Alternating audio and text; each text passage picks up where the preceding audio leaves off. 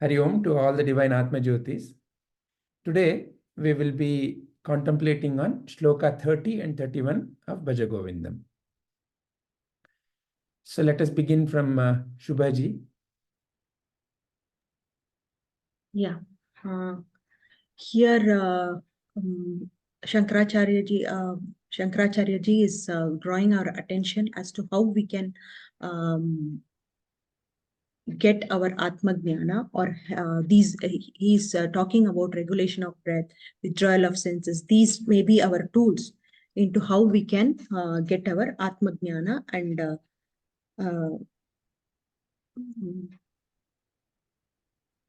so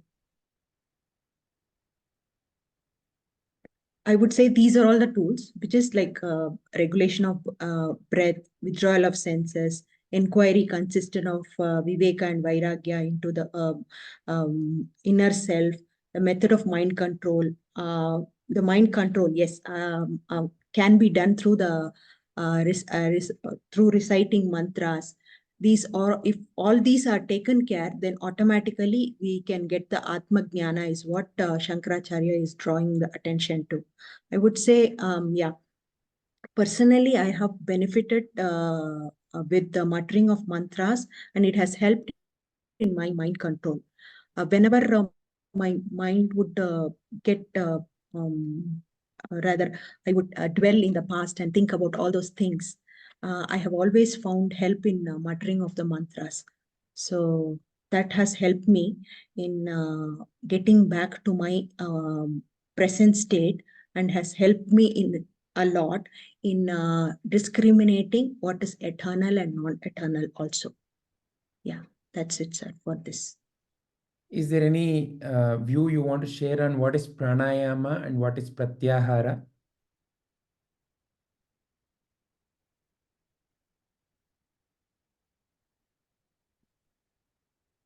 Pranayama, I have personally, I have not found time to do it regularly.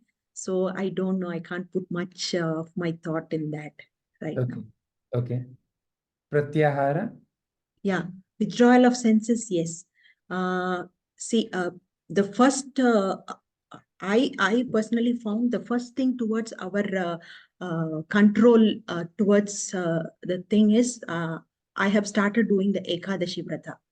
So when I have seen personally, when I do the Ekadashi Vrata, I am able to control my senses. Like when I feel like I have to eat this particular thing, I get a lot of self-control that, okay, I'm not going to die if I don't eat that. So after, it's not only on that day, every other day also I have seen, if I feel that that is not good for me, I don't touch it at all.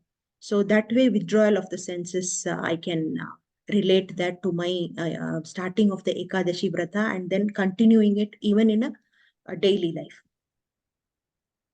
Wonderful. Why is there a special mention of perform with great care, you feel? All these things like mind control, withdrawal of senses, regulation of birth, breath, and discrimination, all this takes a lot of effort from our end, sir. So without effort and whatever, self-control, determination, it will not happen. Maybe one day I can start the vrata. Tomorrow, the next Ekadashi, I may say, why should I do all these things? So it takes our attention, our willpower to continue what we strive on this path. Today I can come to the class. Tomorrow I can say, why should I get up in the morning and come to all these things? So it takes great care from our side to continue. Rather, we can start, but to continue, it takes great care, is what I feel he is putting our focus on. All right. Let us listen to the others also. Is there anything more you would like to share? No, sir. Thank you. Thank you, Shubhaji. Shilpaji, what is your view? Yes, so similar to what Shubhaji said,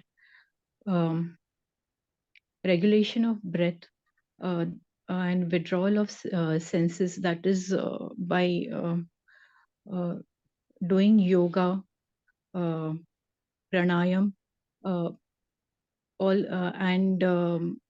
the inquiry consisting in the discrimination between eternal and non-eternal. So when this inquiry refers to studying of Atma-jnana, scriptures which will help us to develop discrimination and help us to detach from objects. And of course, the other thing mentioned is the muttering of mantras. That is, chanting mantras also help us to get clarity in our thoughts. And like Shubhaji said, you have to perform these with great care, as in there has to be consistency and discipline maintained. So this is what I feel. This is okay. Thank you very much, Shilpaji. Thank you. Ashwini-ji, would you like to share your views? Yeah, very good. So here, Sri Shankaracharya is telling about different methods here. He's covering both. He's mentioning about Jnana Yoga, Bhakti Yoga, and Kriya Yoga. So here, chanting of mantras is Bhakti Yoga. The pranayama is Kriya Yoga, and nityānitya yoga is Jnana Marga. So, by different ways, you can still reach. There are different ways to do it. According to a personal tendency, you can choose which way, but all of them lead to the same thing.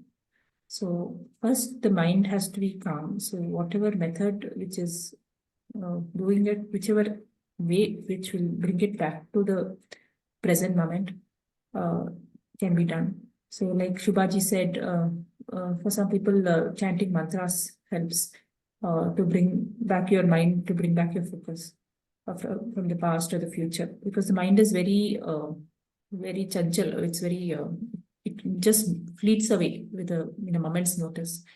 So it's very important to bring it back to the present moment. So the mantras can bring it. For some people, it could be by doing a pranayama, where your energy is risen to a higher level. And for me personally, pranayama helps a lot because it really helps me. It's a must for me every day. It raises the energy and you are calm throughout the day. And then the Gyan Marga of nityānitya viveka, or other practices which Guruji has taught, where you discriminate between what is there, what you see, and what is not seen. That is the Atma. You discriminate between matter and I think if I'm wrong, please correct me. So you see what is all eternal and what is Jada and Chaitanya. Jada, yeah, consciousness and matter. So by doing these practices, one can go back to the self. Thank you, Ashwini-ji. Saravanan-ji, are you in a position to share?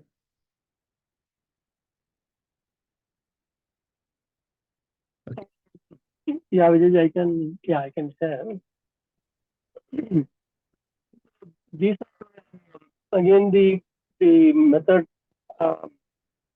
available, which is as Ashwini-ji said, we go for meditation, chanting of mantras, right? So actually, I was thinking in a different way, but for liberation, these are steps that can help one towards liberation. And the way I read this perform with great care is to not go to the extremes where you lose the main focus of understanding, realizing the truth.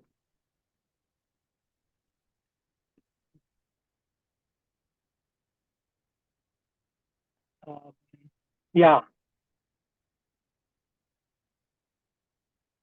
Yeah, that's it, Vijay. All right. Yeah. Thank you, Saravanan-ji.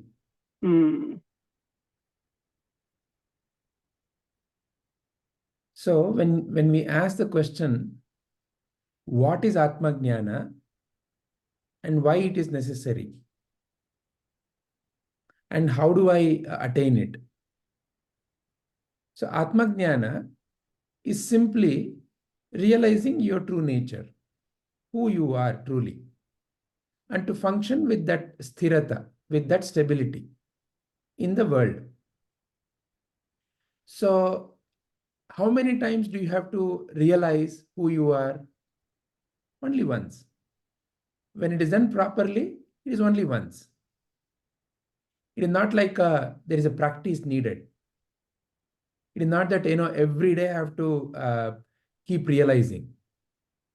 Just like the way you are a man or a woman or whatever the name that has been given to you, it is not that every day you have to practice. Every day morning you have to sit up and then say, okay, now let me go back and read up about who, am I a man, or what is my name, what is my parents, so you don't do that every day. It is natural to you. Just in the same way, Atma Jnana, your true nature, who I am truly, has to become a natural phenomena. And how does it become a natural phenomena? When I realize who I am through any of the methods that have been given here. So there may be hundreds of methods. However, they all fundamentally boil down to, like how Ashwini-ji mentioned, there is Bhakti Yoga, there is Kriya Yoga, there is Karma Yoga, there is Jnana Yoga. So if you look at it, Jnana and the others are slightly different. The others, that is Jnana, that is Bhakti, Kriya, Karma, there is something to be done.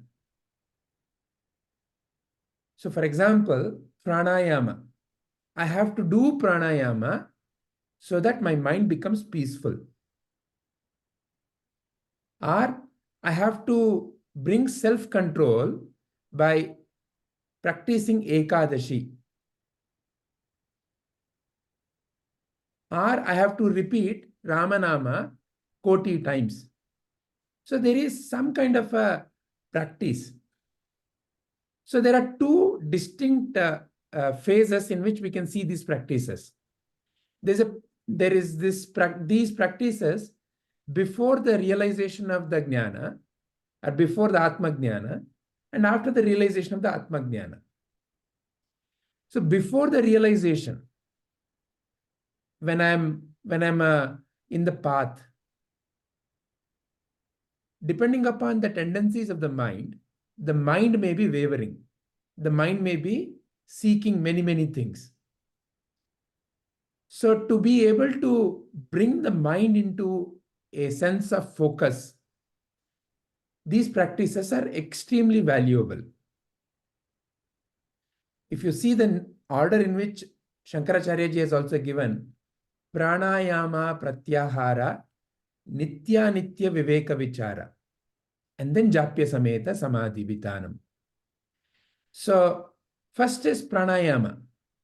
What is pranayama? One way of looking at it is to increase the prana shakti in the body. Why do you want to increase the prana shakti in the body? Whatever you have to do in life, you need energy.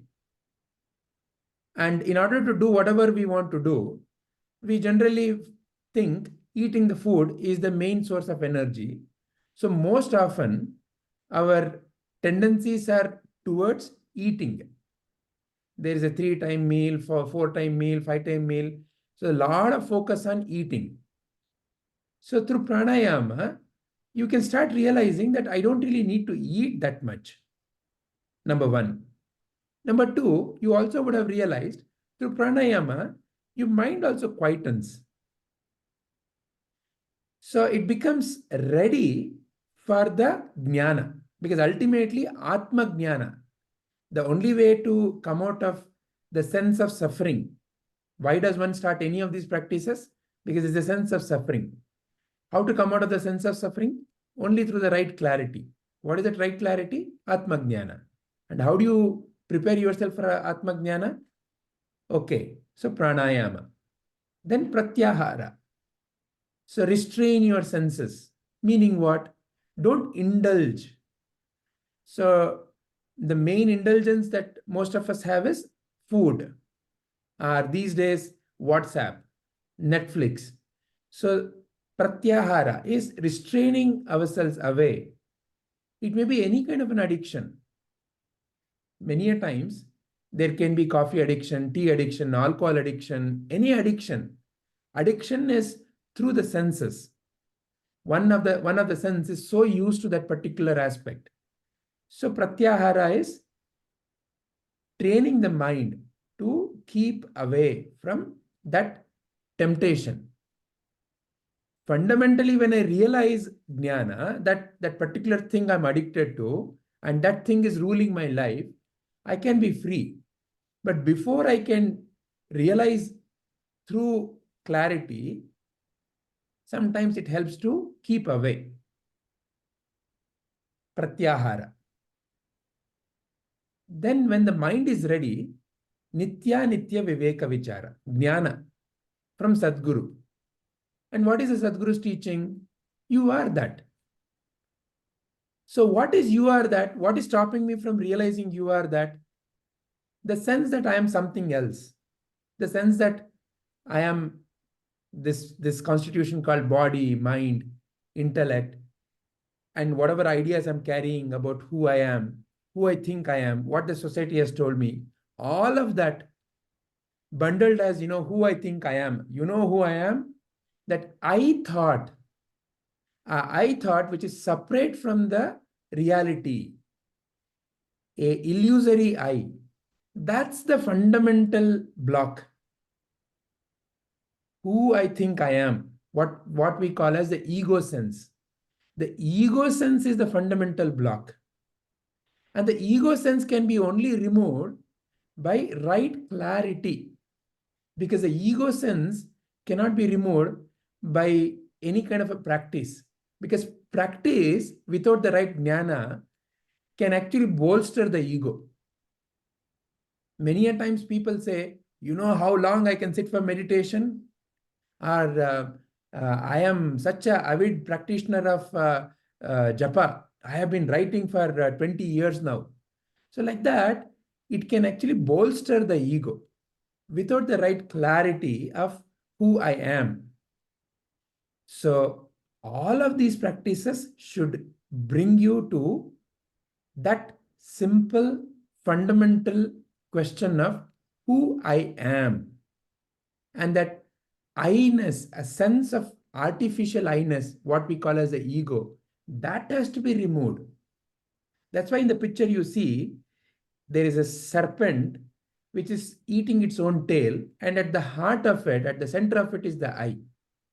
That is how the I-ness is, the sense of I-ness. It's artificial. And by practice, when this I-ness is removed, it actually in a way doesn't require practice. When I'm ready and when Sadguru says once, job can be done. However, for it to become stable, for it to become a fundamentally unquestionable, unshakable reality, at the end of the day, it is not what Sadguru is saying, it is what you choose to fundamentally keep the stability in. As long as there is a certain sense of I-ness that is separate, that still feels I am separate, then these practices bring the right kind of preparation in the mind for the right jnana. And that's why Shankaracharya ji is asking us to do it with great care.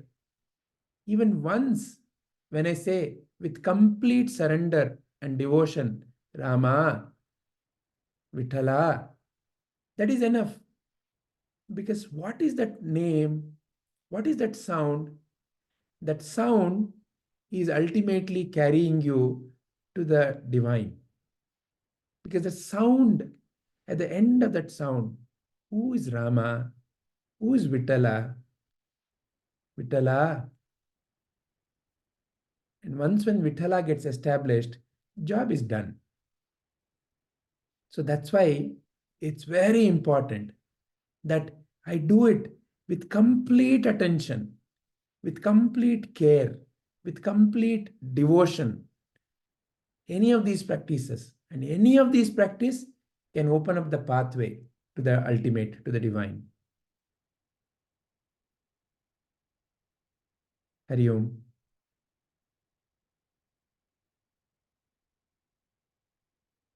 Any further questions or statements on this shloka? No, sir. Should we take up the next shloka today only, or should we reserve it for next week?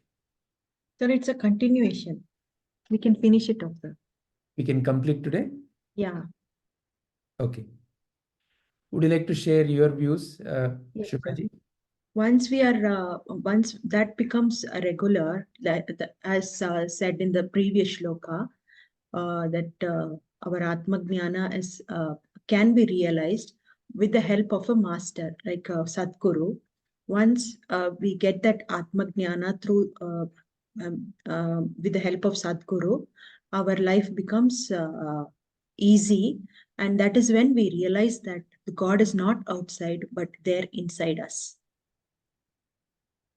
Behold the deity that resides in your heart. So we realize that we don't have to look outside everywhere for God, but he is there inside you. So just a continuation of the previous one. That's how you see this. Yeah. Thank you, Shubhaji. Thank you, sir. Shilpaji? Yes, sir. So similar to what Shubhaji said, it is about complete surrender to the Sadguru, and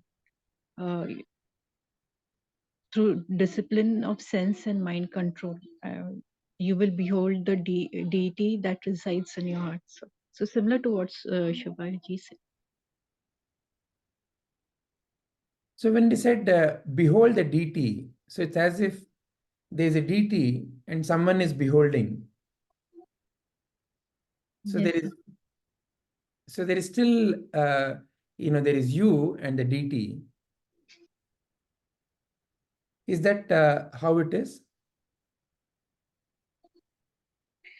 So for me, at this point of time,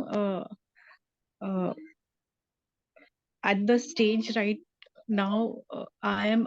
That's how I look when I want to connect. So to form the connection, yeah, I have the deity like Lord Vishnu in my mind. The picture of him is there in my mind when I want to connect with him. All right. Wonderful.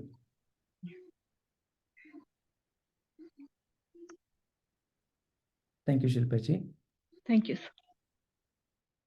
Ashwini ji?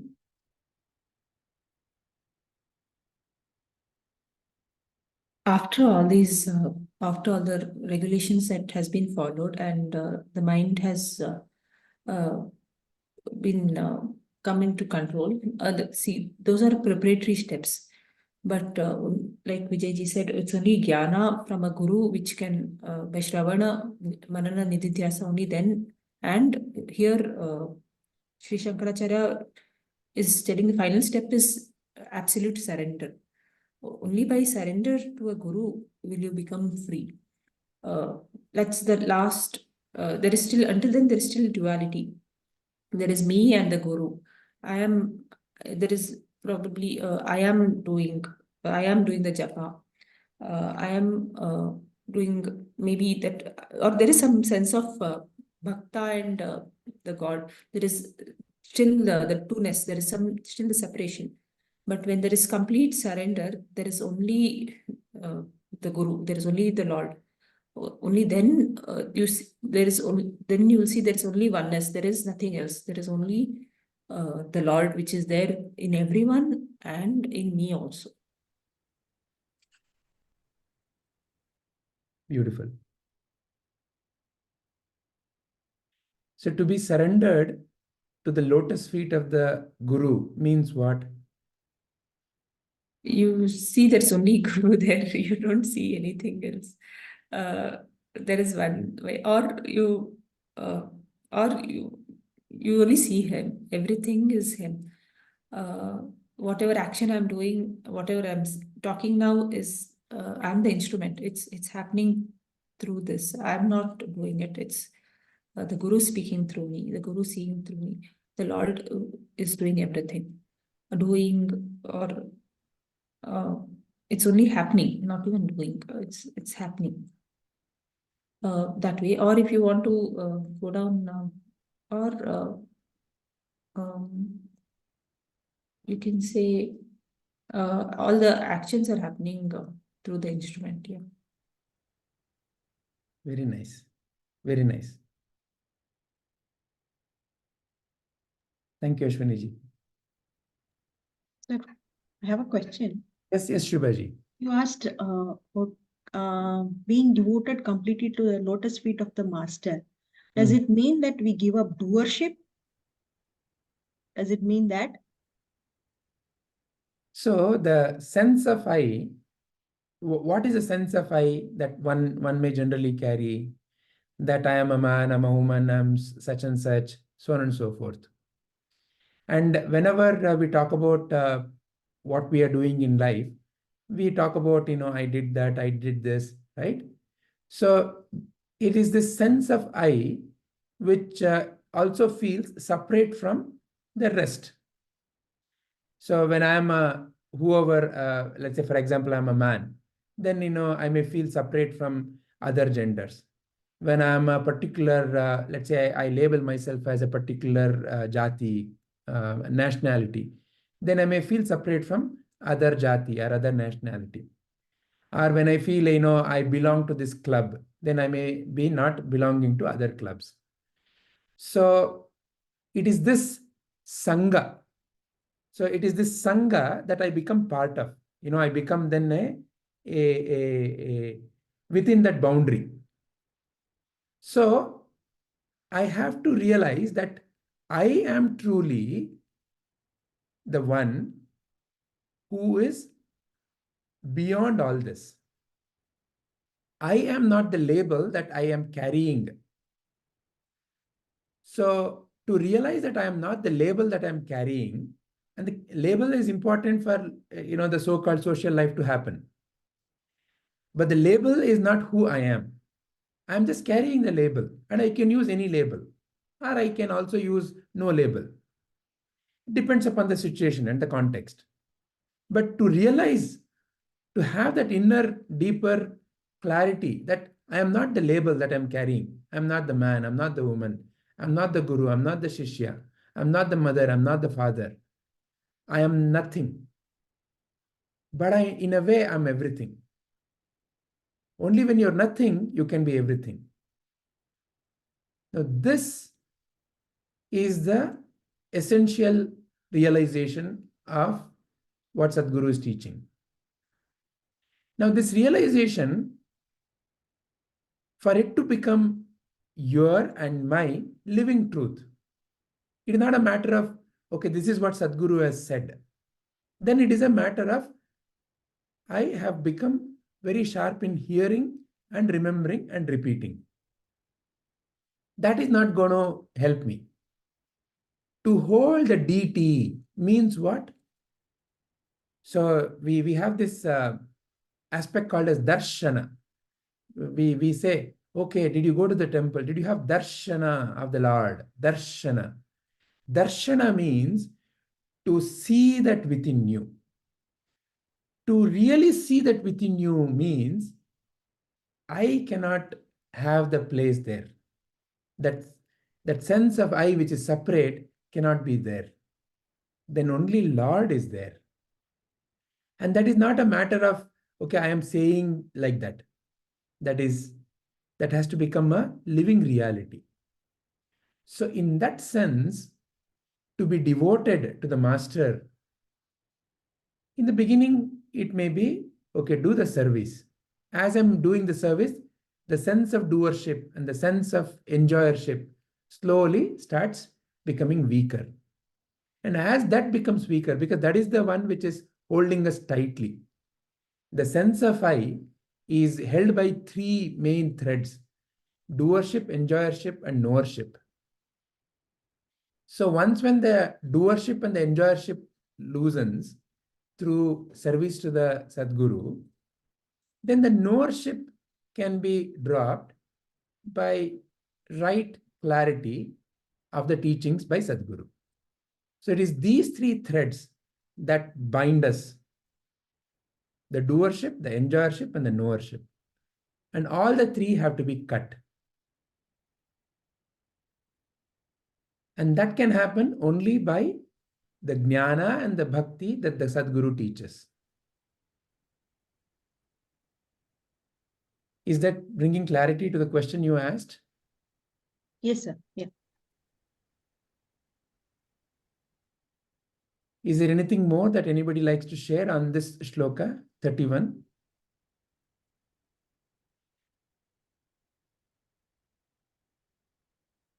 So ultimately, it is about sarvam khalvidam brahma. That there is nothing but divine only. There is nothing else. Everything is divine only. Happening is divine. The things around are divine. And they are not separate. They are not different. To see the flow, that there is nothing but flow only. That is the ultimate. Because the sense of separation is an artificial sense. And the sense of separation is coming because somewhere there's a thinker in me that feels separate. And it is a thinker in me that is going into the past and creating a boundary around what is happening in the present and creating a sense of separation. Where there is no separation, it is I, the individual I, the artificial I, which is creating a boundary. And dissolution of the boundary is the ultimate reality.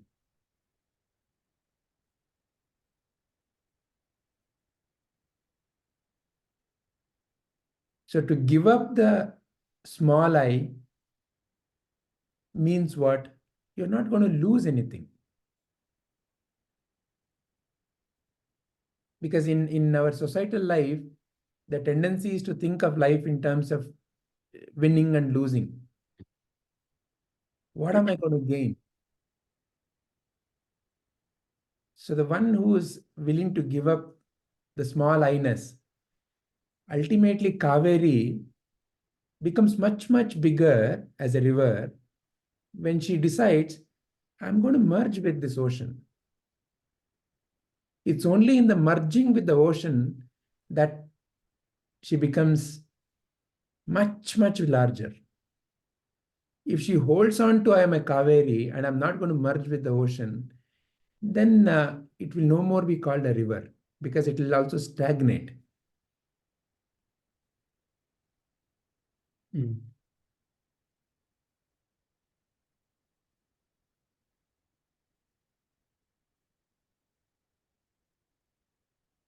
Would Saravanan like to share something on this shloka?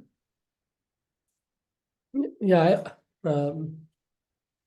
yeah, same thing. I also see this as the ego part, that is the small I, basically surrendering to the big I, right, the self. And the ego is the one, the boundary that you talked about, that stops from realizing the true nature, right? And all this discipline is finally to limit the thoughts that drives the mind to do all the things. And with that chitta shuddhi, one should be able to realize the deities in the heart are the true self, right? At the end, as long as you remain the small I, as long as the ego remains, one is not going to be satisfied at all. It's never going to end. One may put all the efforts and achieve something, but then like there is something bigger than that. There's never end, and that leads to desires, and a desire leads to taking birth again.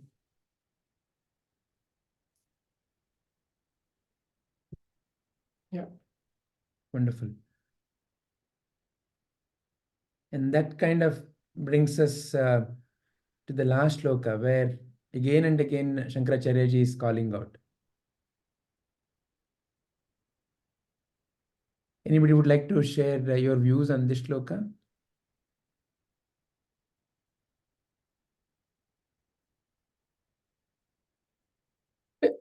May I say that like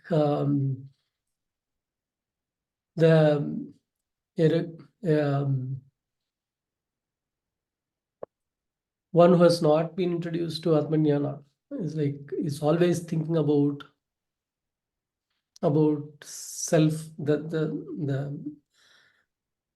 the false self.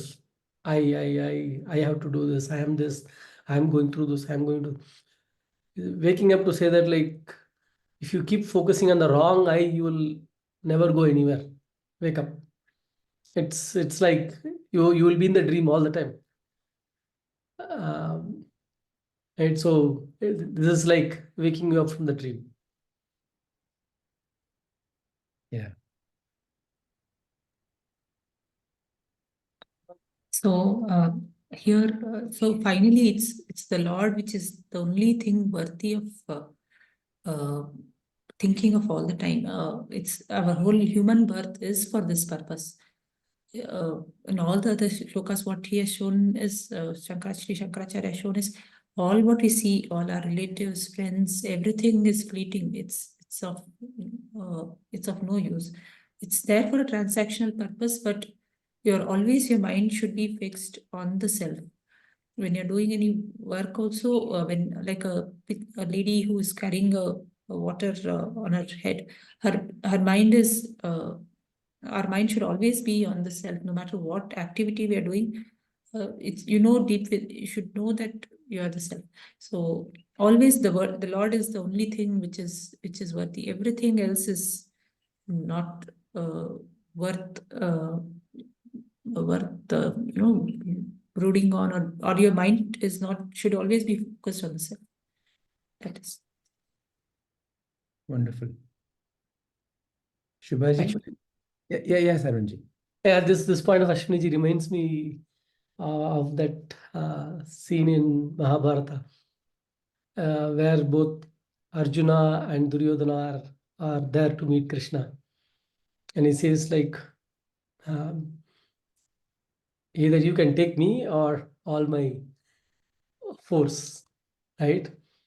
And while Arjuna chooses Krishna and Duryodhana chooses all the material things, I think it's finally that Krishna is there in everyone in the form of this jnana, and it's up to one to choose the Krishna or like everything else, fame, wealth, health, whatnot, unlimited things.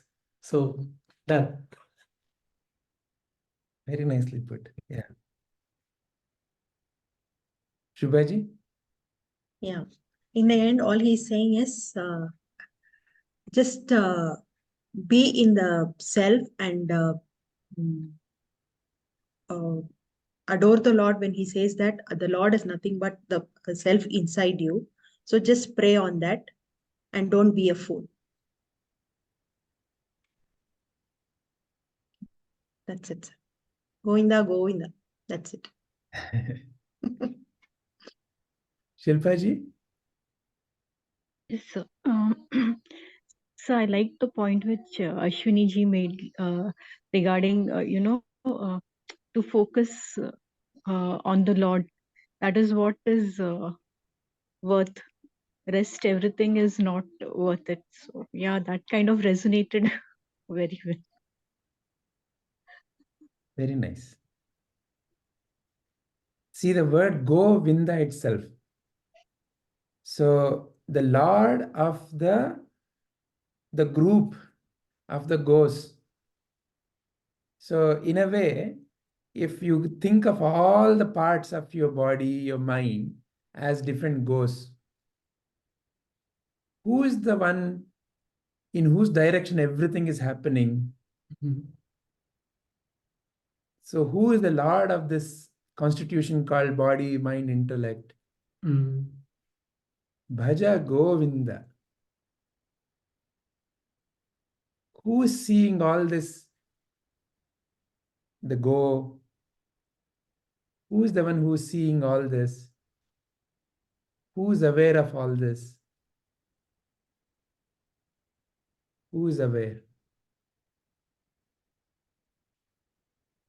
In whose light are you seeing all of this? Bhaja Govinda.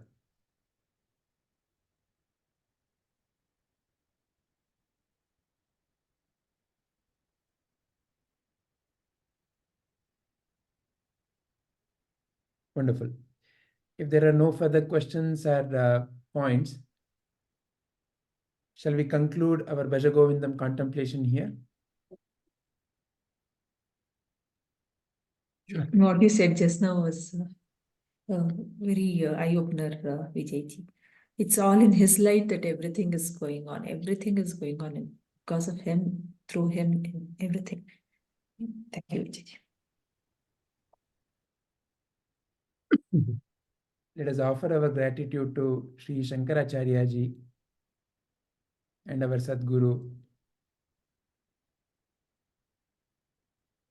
Thank you all. Thank you very much. Hari Om.